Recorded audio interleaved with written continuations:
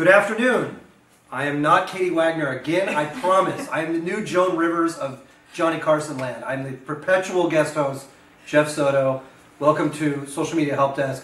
I'm joined today by our other Taylor. We have a bunch of nicknames for her. We call her T2.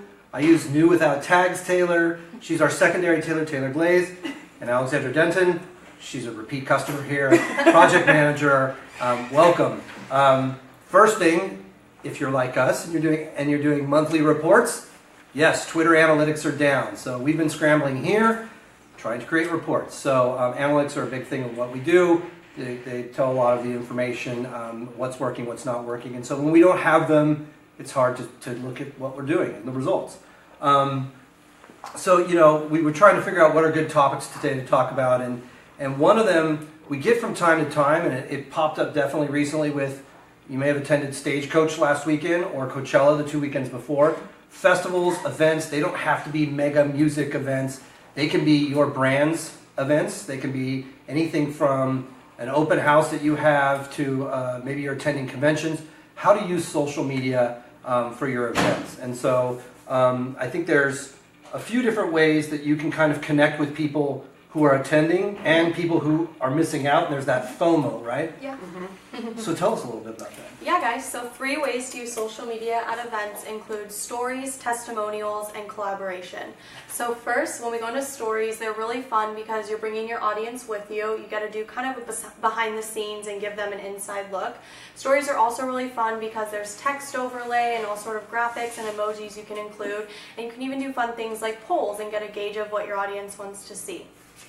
The next is testimonials. So testimonials is really big at events because it's like live reviews. If you can be at events and see someone using your product or interacting with it, then you can use your phone to film videos and stories and get live reviews, and they come off very authentic, and they're easy to use later on Facebook and Instagram, and kind of like a stock up of reviews.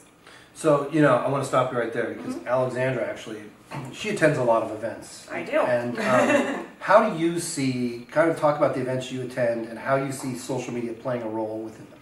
I mean, it kind of depends on the venue and the brand and what you're trying to tell the story of, but I mean, for example, you go to events that are going to be like fundraisers or things for nonprofits, that kind of thing, and you can. You were at an event this weekend. I was at an event this That's weekend, right. yeah, and so you can see things of like, hey, we have a speaker, this is really important that somebody hear this, and you can, you know, story of that speaker, or, you know, and give people a feel for like what they're missing out on, because I think that's the key there is. If they're there, they don't need to look at your story.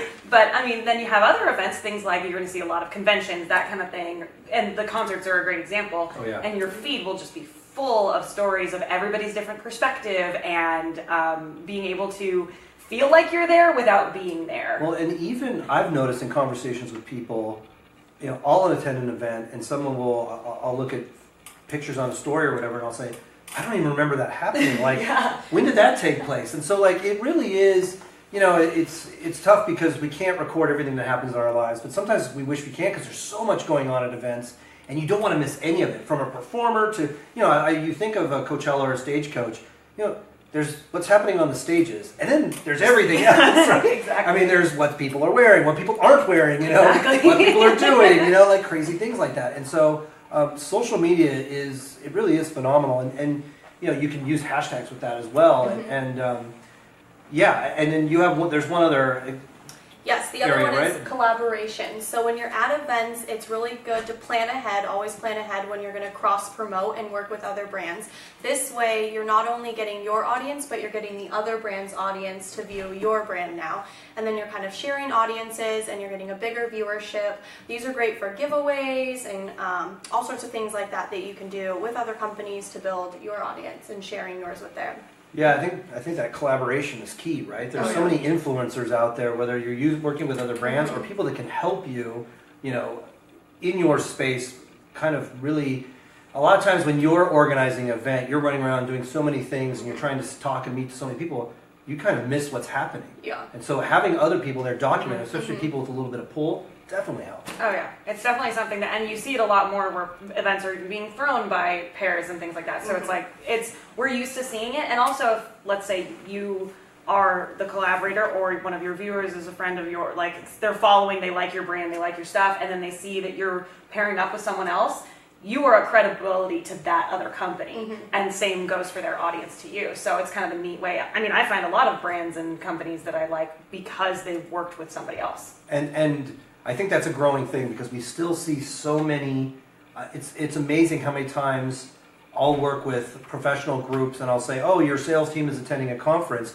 Great, what's the hashtag? Let's go after it on Twitter." Yeah. And they say, "Oh, well, the show doesn't have a hashtag." And I'm thinking, how does the show not have a hashtag? Like, this is how you network before you even get there. Yep. So when you step onto that convention floor, you've already digitally made, especially if you've done your homework and you're like, these are the 8 targets we want at this convention. Let's look up their social, see if they're talking about the show. Hey, love to meet you. We'll come by booth 742A or whatever it is, right? And so it's such a great tool. I mean, there are just so many different things you can do. And from the video side, because you do a lot of video, like that's, whether you live stream or you're recording video that then you implement into social later, like that's gold. Oh yeah. Especially with the hashtags, sorry to interrupt. Go ahead. It's great because you're, like you said, when you're busy at events, you have content being created for you by everyone else, and you have tons to select through, and it's just stock on content when you don't have a second to stop and take a video or a picture. And in terms of collaboration with video that you can put up later, something either that you've edited or had professionally done from an event, it's great to have other people in them. You get to tag them in it. You get to use theirs. It's another one of those, hey, this is credible because we're working together. Yeah. Well, and it keeps, what the great thing about how you utilize the video and the social media, for example, and them together, is it keeps your event alive.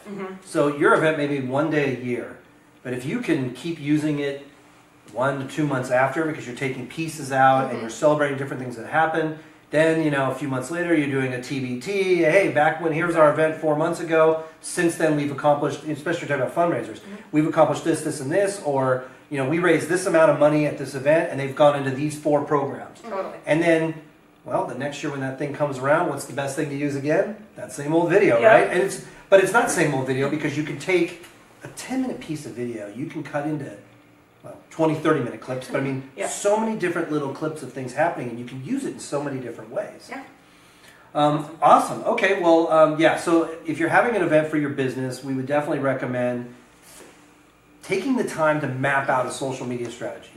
Who's going to do it? Because you don't want everybody to do it, right? You want to have one person with the right voice. There's consistency. You certainly want to have ground rules as to what you're going to show, what you're not going to show. Even professionally, like you want to make sure that you're covering everything. So have a plan with that, and don't underestimate your event being too small for social media coverage. It's like Alexander said, anytime you can take someone behind the scenes, it's this exclusive access. And we were meeting with a client yesterday, and we said, you have an account where you have the ability to go behind the scenes and show people what everyone else can't, what we can't see. And so the inner workings and more and more, that's Instagram stories, Snapchat, like that. Those are a lot of the behind the scenes stuff. And so at events, like some of the things I like watching, even from those music festivals, it's what's going backstage on the VIP area, who's there. I always like to see which celebrities are hobnobbing together. They're taking selfies together, and then they're posting on. So you follow the lead of some of the more notable people on social media, on Instagram, and they're using it everywhere in every way, and it's ingrained in them now. All right, let's switch gears a little bit. A lot of people will ask us, hey, when do my Facebook page looks the same, or my channels look the same, and we say, well, it's like anything else. Things need to be refreshed, right? And so, Alexander, I know you look a lot at aesthetics. You work with websites, you do video, and so you're constantly about evolving and changing things. Tell us a little bit about how people can refresh their social media. Yeah, for sure. I mean, now is the perfect time for this. The spring cleaning is right now, and so it's a good time for you to bring up your social media. And there's a lot of ways that you can do this, and part of it is constantly keeping your content fresh, but eventually you're going to want to have maybe a facelift to your Facebook, all of your other channels. And some of the easy ways for us to do that is, one of them is going to be like cover images, utilizing the options of doing like video cover images. That's something that we've been doing a lot. Those ones that's going to be the first thing that people see, and it'll look new and fresh. It'll still be your brand. It's not like they're going to navigate to your Facebook page and not know where they are. So don't worry about losing people or getting them lost. They know what they're doing. And then also, there's another thing that Facebook offers, which is the chatbot.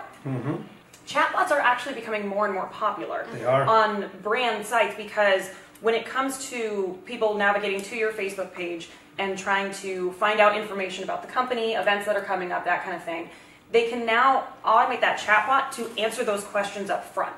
So it'll say, okay, I know that these things are what people want to know, like our hours of operation. That chatbot will just pop up and be like, hey, we know what you're looking for already. And so that's a really great way to keep that engagement and feel very like on top of what your viewers and people who are coming in want to see. And you can customize those too, right? Yeah. To not sound so robotic as Exactly. well. And a lot of times people are desperate for answers, and so even we have a client, a fitness client, and there's it's a device and there's some assembly to it, and you'd be surprised at how just emailing someone a quick link to an FAQ makes a huge difference in the world. You wouldn't think that if you send an automated message that people wouldn't reply and say, oh, thanks for that. But we actually do start seeing replies because they're getting what they need immediately. Yeah. And in the society we live in, we're all about instant gratification and finding the least amount of, now it used to be the least amount of steps it took to do something. That's the least amount of clicks, right? Everything we do in life is the least amount of touch points or clicks, right? And so, I mean, they're huge with brands. Yeah, and I mean, it's also, it looks like you have put forethought into what your clients want too. You're not just passing off work to a chatbot, but it's going, no, I already know what you guys want, and I'm thinking about what, our clients want and who our viewers are and things like that. And we tell our clients a lot. Social media isn't as much about pushing a message as it is listening and hearing what your customers want. And so the chatbot, like you said, if you're in tune to what your customers are looking for, what the questions they're asking, the specific, we know they always ask about this, having the chatbot ready for them is like, wow, they really feel me. And it really, you wouldn't think it builds a relationship because it's impersonal, but it really does because it's instantaneous. Yeah. And the last thing, and this goes along with content, is video. Everything is video. Always have video. We just talked about it a lot for doing events. Video. Always have video. It's such a personal way to talk to your viewers and such a personal way to communicate you as a brand, you as a person, whatever it is the message that you need to be sending. And, we like being able to see the expression on people's faces and hear the tone of their voice. And why do you think we sit and do it like this instead of just writing? I mean, we have these blogs, but it's cool to talk about out loud, And so I think video is such an important key content in regards to, if you're going to refresh with that. Well, and we have clients that I've talked to people, and sometimes you have to train business people to think about the content they create on social, right? But it's funny when you get them off the clock and you take off the tie or whatever, and they're out and they go to a concert or they're out in public and they see something funny. What do? They get video of it immediately, right? Something that they find interesting, fascinating, important, curious, whatever those qualities are, whatever compels them to pick up the camera and record, they'll do it, right? Their kid's soccer game, but they spend, a lot of the people we work with spend more than 40 hours a week working, and you think like they're skilled at that, they're knowledgeable at that, they're very good at that. They want to highlight what they do, but they don't think about getting that video, whether it's an iPhone video, unless you have a different phone, Android or whatever. Or a DSLR, we are always slinging a video camera around on us anymore, and we have such power that we hold in our purse or our pocket now with those phones. Yeah.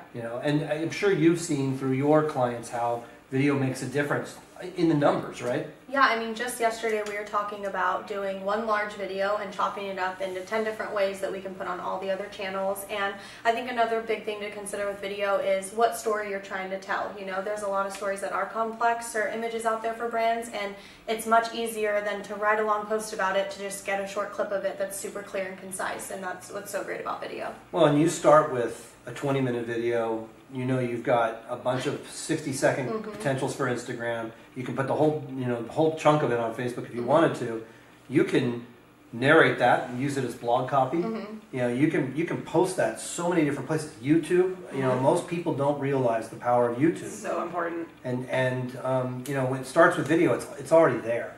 And so speeches, things like that. If you have a speaker at an event, get the video of them speaking, because that makes a better connection than if you wrote it in a blog column, right? Yeah. The fact to see your sales guy at an event presenting, or your CEO, he or she is on stage and they're a keynote speaker, get the video of that and show people, hey, we're out at this event. Associate yourself with that. Yeah, videos, it's just you work with so many different clients on video. Yeah. I mean, and they all have different needs for it. Yeah, right? absolutely. I mean, it ranges from someone who wants just testimonials about, what their services have provided or how they help their clients, whatnot. And then you have ones where it's like, I want to give some information about this complex topic, and we're going to do it in animations instead. So it ranges all over the place, but consistently what it is that video tells that story in a way that is not misconstrued. You could read something and get a completely different message out of it than what was intended. Well, I mean, I know I've done this with my text messaging people. I was like, that's not what I meant, So with video, it's like, no, I'm presenting this, and if it's something that's scripted, you have time to think that through. And if it's something that's behind the scenes, that's giving a face and a personality to your brand. So we talk about this like every week, I swear, on the show, but it's because it really is so important. And it's easy. It's so convenient these days with the technology. I think that scares a lot of people, is thinking like, oh, a big production, but it doesn't have to be at all. No.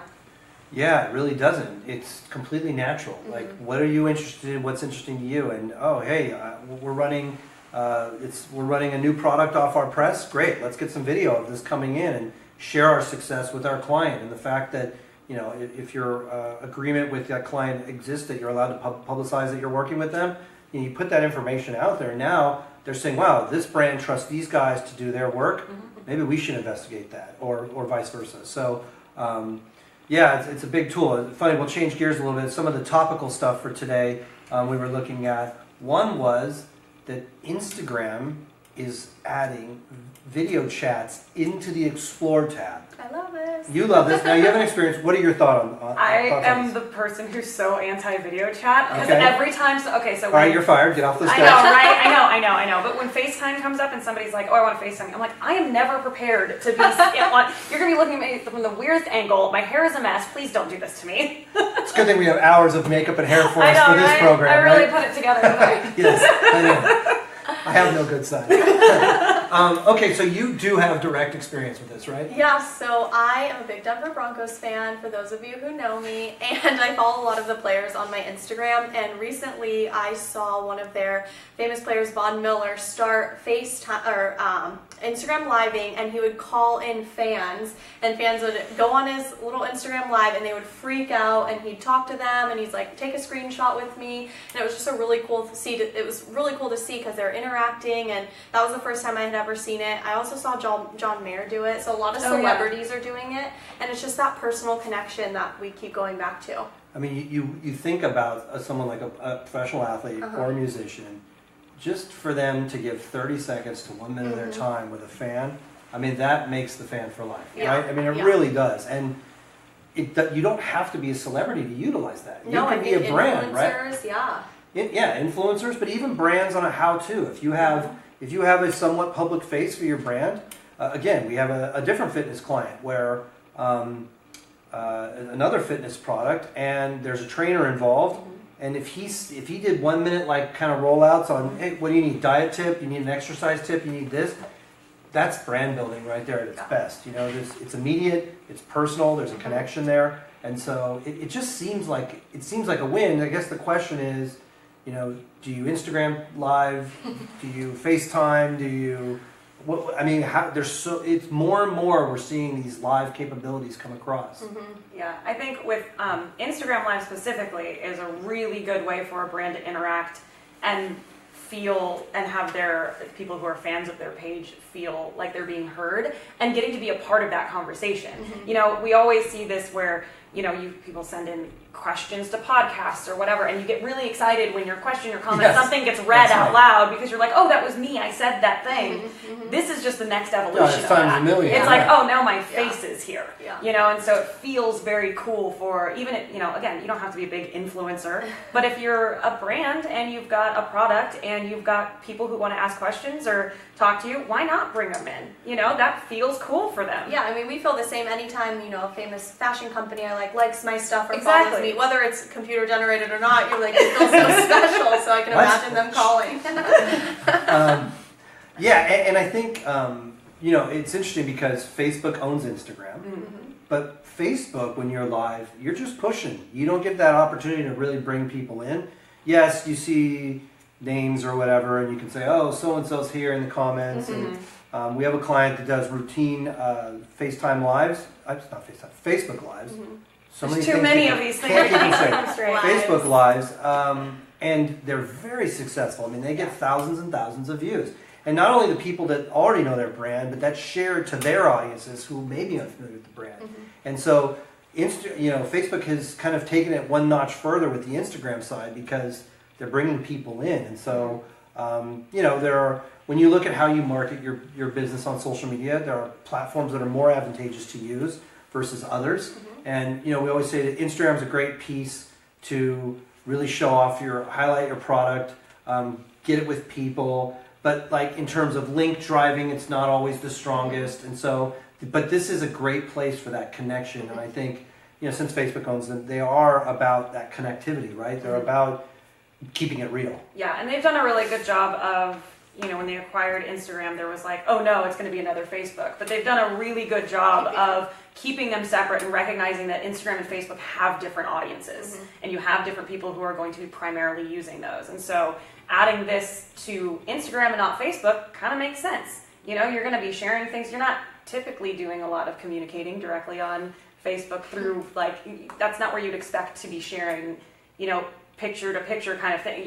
It seems like an odd place to do that. So sharing video and that kind of comment interaction is very brought into that. So Instagram then doing it with visuals makes sense And to it's me. where people are spending time. Instagram is made to just scroll through real quick, kind of get an image update, but Facebook, if you're on Facebook, you're looking at long updates, links, stories, videos, stuff It's true, like the that. content is definitely different. And that's a big part in your refresh and using in social media in general, whether you're an event or refreshing, how you use each platform really differs. And you should have a mindset as to why you're using each channel the way you are, because you can't just put the same thing on every channel. It's not designed for that. And your approach, not only the content, but your approach on the content. One of the last things we want to talk about today is making news this week. Facebook is kind of going to do some rearranging here, and they're going to create a groups tab, which we were just talking about this. The intimacy is there on Instagram, but in groups we see a lot of intimacy as well, a lot of closer connections than, say, Facebook pages. And so I wanted to ask you guys your experiences of how you guys use groups. Do you feel like the way it currently is, it's effective? Do you think this tab will help? I know you guys have different levels of experience with groups. I'll start with you. Yeah, I'm sort of newer to groups. I have a few. As far as our business group, that I don't get a lot of the notifications for just because I'm getting so much on a day-to-day basis. But instead, I go into that. So I think having this tab will be really helpful. And then it's kind of the opposite for the other groups I'm a part of, or like shopping pages. I kind of want to tame them down and not get the notifications for those. But I think overall, it'll be a great improvement for us. Yeah. And then on the other side, you have... I am in all kinds of groups. She's I a big join a groupie. group all the time. Oh, seriously. I'm in groups all of the time. And so I've got one for the city I live in. I've got one for people who are in similar life stages. I've got one where we're just talking about movie spoilers. I've got one, and it's kind of fun because and you can make them private or not, so it's like it's either open enrollment or you have to be invited. And you're getting into a group that's going to be, we're all talking about the same thing and we want to have these discussions, and I can throw a question out there and I know I'm going to get answers because these people all care about the same thing I do. So it's so good for engagement, and I know we've seen groups being very useful in terms of marketing too, where it's like, hey, this group applies to my brand in a way, and so if I share this to this group, my brand's going to get attention for that, or this brand that I'm supporting is going to get attention for that. So that's really cool. But I do think that it's becoming more and more used, and that's why having it as a tab and easy to navigate to is really important, because it can get lost in your feed or take over your feed. It's one or the other. Yeah, one extreme. Mine's all cats at this point. Yeah, That's basically what I'm saying. Well, those are groups I'll never be part of. There were two stats that I saw in relation to this. One was that there were 1.4 billion people using groups. Wow. And then there were 200 million groups that Facebook deemed meaningful. Now, I don't know what is and isn't meaningful. Okay, I know what groups I'm in. I'm not sure they're all meaningful. All right, well, then you're not part of the 200 million. That's not me. But I mean, you're right. I mean, there are great ways to use them privately. Like if you're in a neighborhood and you have to get your address verified, or you have to have someone in the neighborhood vouch for you, then you can keep it, you can be a little more revealing because you're in a community of a tight internet community. And then there's the open ones where it's like, you may not know anyone in there, but they share the same movie interests as you, like you do, and you're cursing the new Marvel movie or or loving or cursing or arguing about it. That's right. And the fact is, you're finding people with common interests. Right. And who benefits from that? Well, you do, the user. Keeps you on. Facebook benefits because they're on there. Marvel benefits because you're talking about the company's movies. So it just, and I know with our clients, our clients, some of them operate groups and they're very helpful. One, because they can make it an advanced stage from where their Facebook group is, where their Facebook page is. So some people just don't have the deep knowledge, whereas people that do have that knowledge, they're in a different kind of subset of a category that they can communicate in. And so it helps avoid confusion. And it does make it feel like when you're a brand, I think, there's an exclusivity too of like, hey, I'm in the club. Yeah. And so I don't know. I mean, do you think that number will spike, that 200 million number? We'll see a lot of people will gravitate to groups from pages? Or? Yeah, I think the convenience level is going to make it spike. It's big already, but now just adding that convenience. And I think people like comfort, and I think going to these groups are comforting because you know you're going to be with people that are like you. And I think anytime you're busy or can get back to that like comfort or home, it's like it's a good sense of feeling, So I think it's going to increase with the access being better. And Facebook already does this where if you're in one group, it will suggest other groups to you. I know, it knows, right? It knows immediately because you categorize what the group is. And so if it's about something, it's like, oh, you're part of this? Well, this many of these people in this group and your friends are in this other one, you probably. So I think that's part of it growing, is that they're getting better and better. And as more people join them, you're getting more of that, coming out there. So for me, it's like every day I'm like, oh, that might be a group I want. And then sometimes I'm like, why did I join this? But they're all there and you can start your own. And as far as brands go, I think that makes you as a brand very accessible too, because then people can communicate about it and they can talk to you in a public way in front of other, huge fans or insiders, as we like to think of them. Well, yeah, I think, the best part about the groups is it enhances your experience online, right? And so it's kind of like picking up a magazine. You flip through it. If nothing catches your eye, that magazine flops back down on the table of the doctor's office. But if you find article after article after article, it's like it was written specifically for you. Yeah. That feels good. And so when you've got, all this content that's really directed towards you, and they're helping you. Here, you like this? Come check these five. Yeah. They might not all work, but they're getting an idea of who you are. And I think that's when you talk about the data and do they have too much data on us? It depends on what you want your experience to be, because I think your experience is how much you reveal. You can kind of then get that better experience of, oh yeah, this is just like me. This is tailor-made for me. I love this. And then you end up spending more time there. Yeah. And you might meet new people out there and learn things. Totally. So, excellent. Yeah. All right. Well, any final thoughts? I realized we do not have a viewer question this week. I apologize. So next week we'll answer 2 viewer questions, I promise, unless you don't send any. So here's what we need you to do. We need you to send us posts on it. If you can go to our Facebook page, interact, put them in the comments there. Show us that you enjoyed this social media help desk. Again, I'm Jeff filling in for Katie. I'm with Taylor and Alexandra. You can find us online at katywagnersocialmedia.com.